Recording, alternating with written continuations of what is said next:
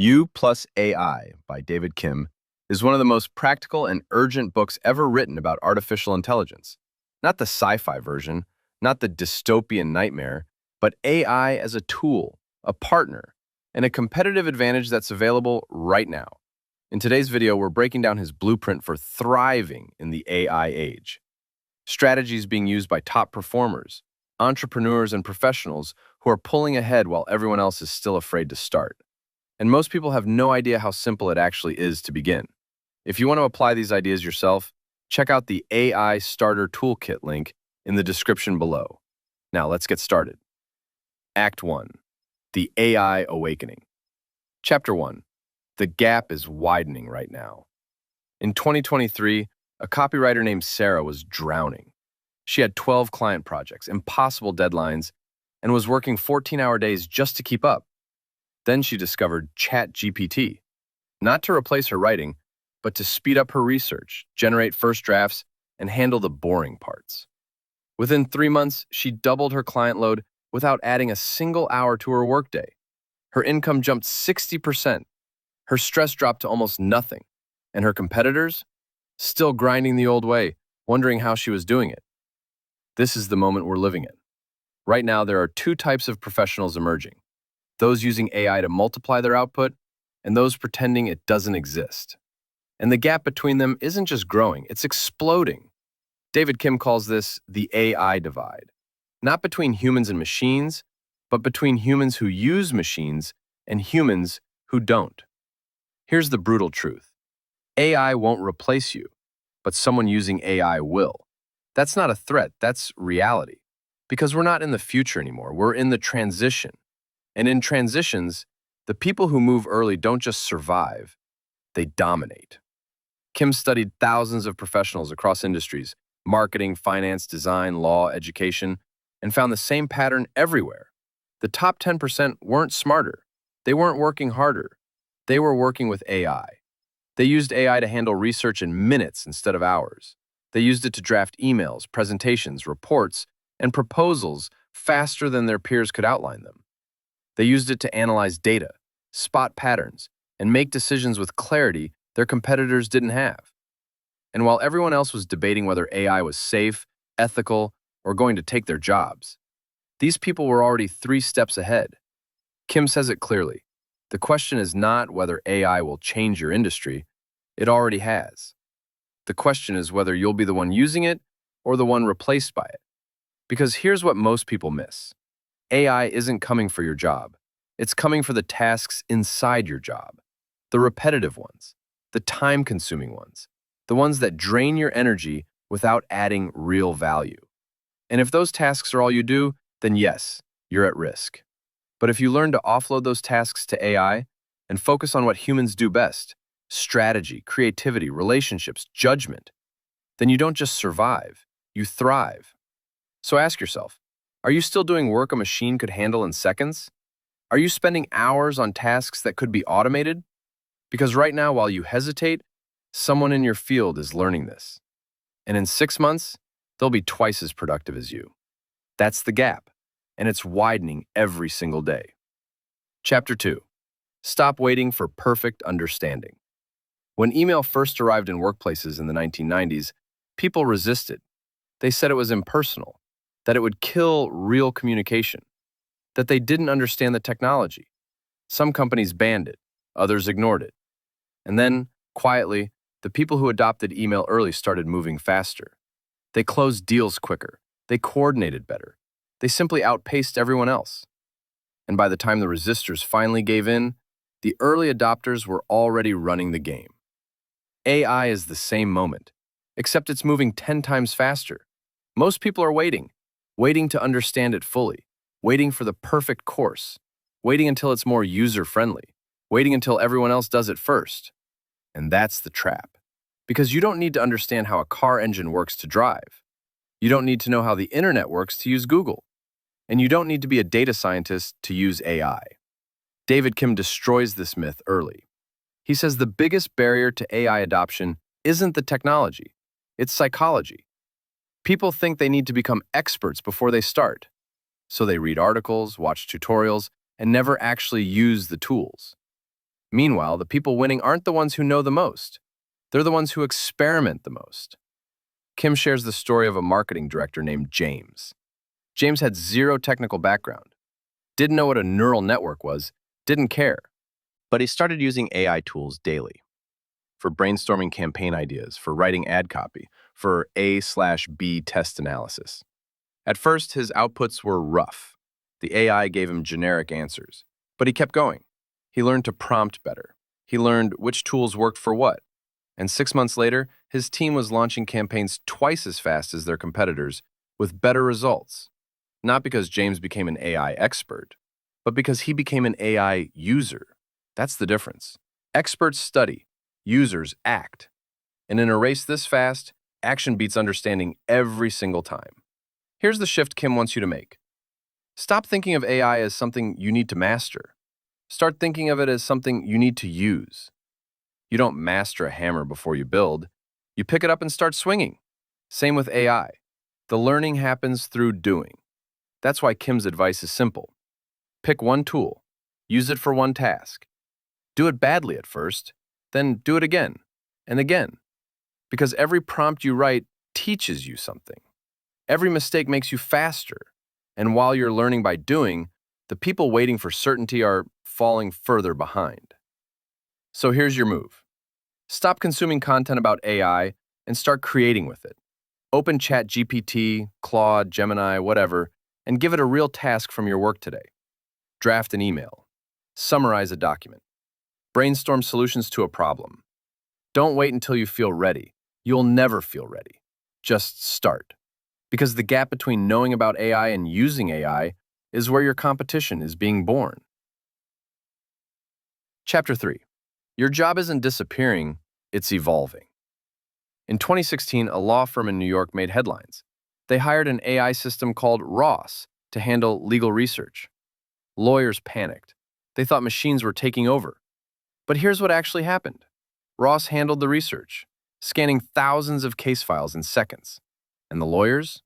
They spent more time on strategy, client relationships, and courtroom preparation. The firm didn't fire anyone. They became more competitive. They took on more cases.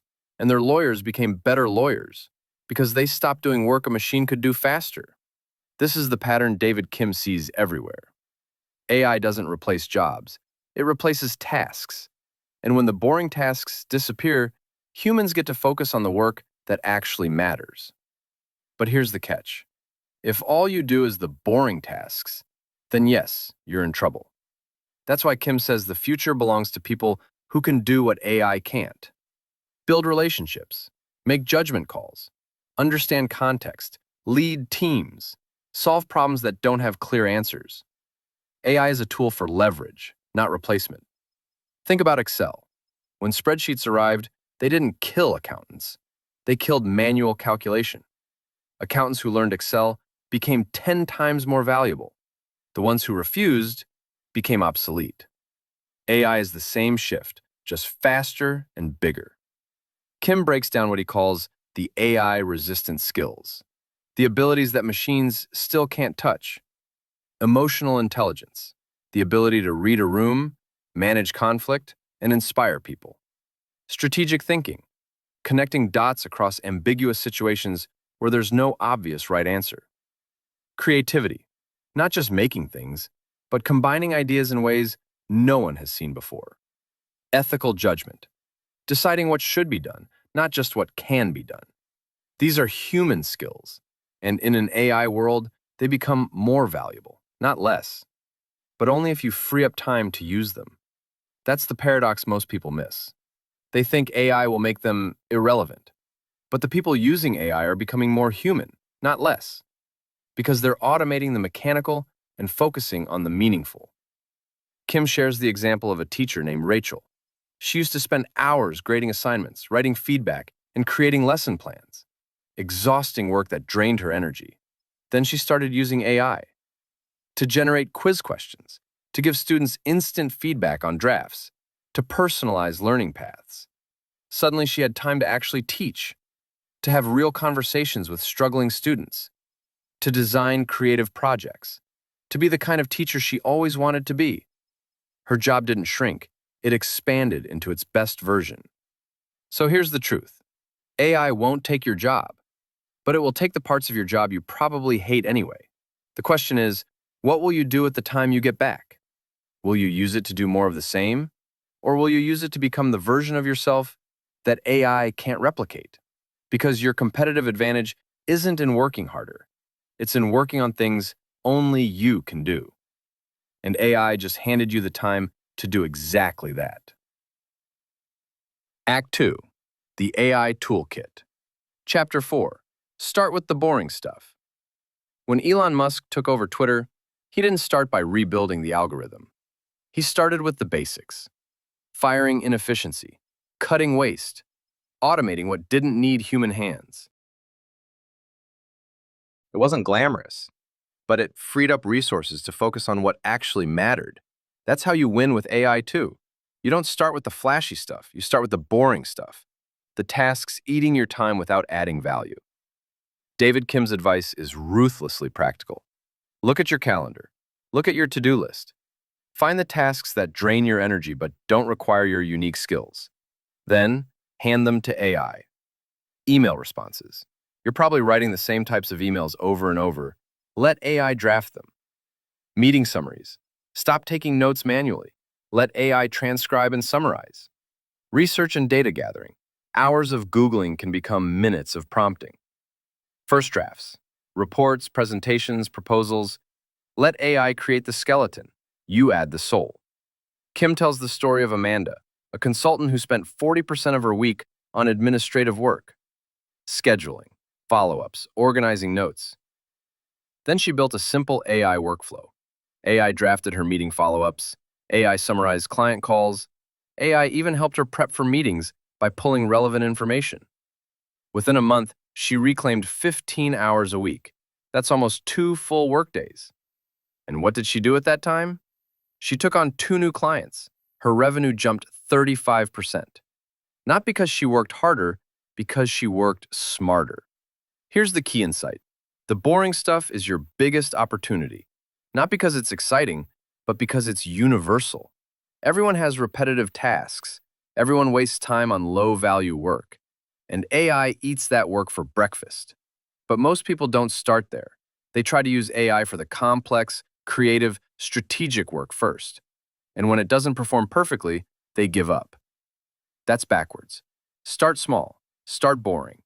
Automate 1 task this week. Just 1. Maybe it's summarizing meeting notes. Maybe it's drafting a weekly report. Maybe it's researching competitors. Pick the task that annoys you most and see if AI can handle it.